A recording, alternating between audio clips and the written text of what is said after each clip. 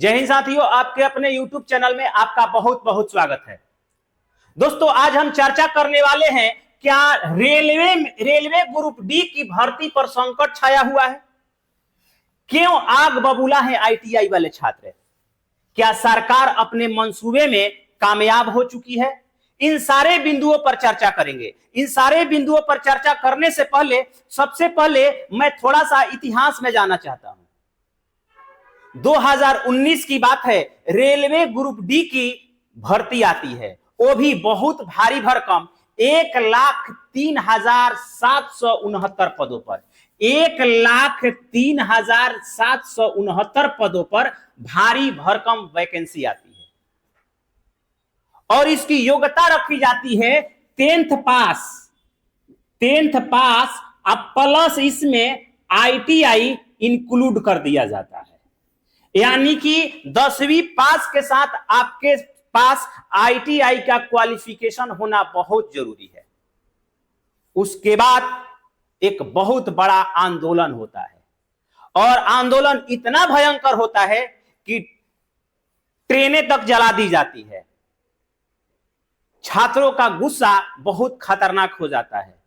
सरकार बैकफुट पर आती है और बैकफुट पर आने के बाद एक नोटिफिकेशन जारी करती है और नोटिफिकेशन में यह बात बताती है कि इस बार हम आईटीआई नहीं करने वाले हैं। यानी कि इस बार हम छोड़ दे रहे हैं और जो अगली बार जितनी सारी आगे से वैकेंसी आएगी उन सारे के सारे वैकेंसीज में आईटीआई कंपलसरी होगा। एक इसके लिए विधिवत नोटिफिकेशन निकालती है और सबको बताती है। उसके बाद महाआंदोलन शांत हो जाता है और महाआंदोलन शांत होने के बाद वैकेंसी पूरी की पूरी भर दी जाती है और बहाली हो जाती है। उसके बाद समय आता है 2024 का और 2024 में एक इंटरनल नोटिस वायरल होता है और जिसमें दिखाया जाता है कि टोटल 32,000 के आसपास भर्ती होगी। यह जानकारी सब लोगों तक पहुंच जाती है और यह नोटिस वायरल हो चुका होता है और वायरल होने के बाद कुछ समय बीतते ही एक ऑफिशियल नोटिस भी आ जाता है और ऑफिशियल नोटिस यह बताता है कि सीधे सीधे 32,000 वैकेंसी होगी। जब पहली बार वायरल नोटिस होता है तो नोटिस जब वायरल हो जाता है उसके बाद छात्रों का गुस्सा बढ़ना शुरू हो जाता है फिर से। उसके बाद 32,000 पदों पर नोटिफिकेशन ऑफिशियल आता है और ऑफिशियल नोटिफिकेशन आने के बाद लगता है कि बच्चों के अंदर फिर से बवाल हो जाएगा, दोबारा से आंदोलन करेंगे क्योंकि पदों की संख्या मात्र 32,000 है और 32,000 पदों से काम चलने वाला नहीं है। इसलिए ये वैकेंसी बढ़ाने की मांग करने की सुगबुगाहट हो जाती है और उनको इस बात की भनक लग जाती है कि अब 1 लाख 1.5 लाख वैकेंसी की बात करेंगे क्योंकि पिछली बार 1 लाख से ज्यादा पदों पर बहाली हुई थी और इस बार मात्र 32,000 पद देने वाले हैं। इससे बवाल न खड़ा हो जाए इसलिए दोबारा से एक फिर नोटिफिकेशन जारी किया जाता है। नोटिस ये जारी किया जाता है कि अब ग्रुप डी में आईटीआई नहीं होगा। अब जब ग्रुप डी में आईटीआई नहीं होगा तो ग्रुप डी में आईटीआई नहीं होगा तो जितने सारे आईटीआई किए हुए छात्र हैं एक सारे के सारे बवाल करेंगे।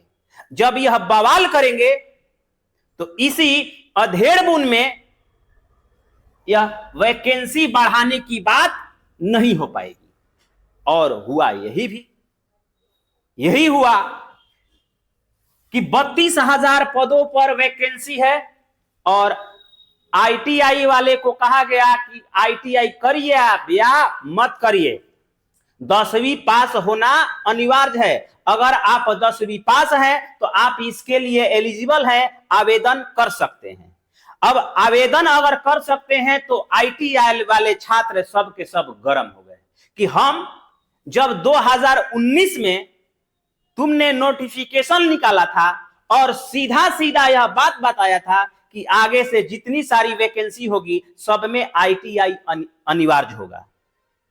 उस बदौलत ग्रामीण क्षेत्रों के रहने वाले जितने सारे स्टूडेंट्स हैं सब ने ITI कर लिया। 20,000, 25,000, 30,000, 40,000 रुपए दे करके लोगों ने ITI किया है और वो ITI का डिग्री लिए हैं इसी ग्रुप डी के लिए कि रेलवे की वैकेंसी आएगी, ग्रुप डी का फॉर्म भरेंगे, ITI मांगा है, आगे से ITI होगा, इसलिए हम लोग ITI करके तैयार हो जाते हैं कि हमें कोई दिक्कत नहीं होगी। लेकिन उसका 20,000, 30,000, 40,000 रुपए का सर्टिफिकेट का कोई वैल्यू नहीं रहा, क्योंकि 10th पास वाले ही केवल एलिजिबल हैं। यानी कि 10th पास है तो एलिजिबल है, ITI हो या ना हो कोई फर्क पड़ने वाला नहीं है। अब समस्या ये हो जाती है कि उनका सर्टिफिकेट का क्या, उनकी इतनी मेहनत का क्या फायदा होगा। इसलिए ITI वाले बच्चे बवंडर मचाए हुए हैं। लेकिन एक बात और कहना चाहूंगा कि हमें बहाली की डिमांड करनी है। हमें 32,000 पद ना, हमें 1 लाख से कम नहीं चाहिए। बहाली बढ़ेगी, सबके लिए फायदा होगा। अगर ITI किए हैं या नॉन ITI किए हैं सबके लिए फायदेमंद होगा अगर लाखों की बहाली आएगी तो, क्योंकि ऑलरेडी रेलवे विभाग के पास लाखों पद खाली हैं। हमें आंदोलन इस बात पर करना चाहिए कि हमें लाखों वैकेंसी दे दो। और सरकार यही चाहती थी कि ITI वाले और नॉन ITI वाले पहले आपस में लड़ ले। जब ये लड़ लेंगे तो ये अब 32,000 ही पद रहेगा। 32,000 से एक पद बढ़ने वाला नहीं है, जितना है उतना ही रहेगा। और इसी में ITI वाले या नॉन ITI वाले लड़ झगड़ के मरेंगे, क्योंकि वह जो सिगुफा फेंका गया था गवर्नमेंट की तरफ से उस मंसूबे में वह कामयाब निकले। तो हमें वैकेंसी बढ़ाने की बात करनी थी, हमें ITI नॉन ITI की बात बाद में करनी थी। हाँ, इनके साथ बिल्कुल नाइंसाफी हुआ है कि इनको इतने समय से ITI करवाया गया, ITI करवाने के बाद भी इनको उस सर्टिफिकेट का कोई महत्व नहीं दिया गया। और इसी में अगर हम ऐसे लड़े और आंदोलन का रूप ले लिया ITI नॉन ITI को लेकर के, तो यह ग्रुप डी की वैकेंसी पर संकट छा जाएगा। तो आप सबों से निवेदन है कि आप बात कीजिए वैकेंसी बढ़ाने की।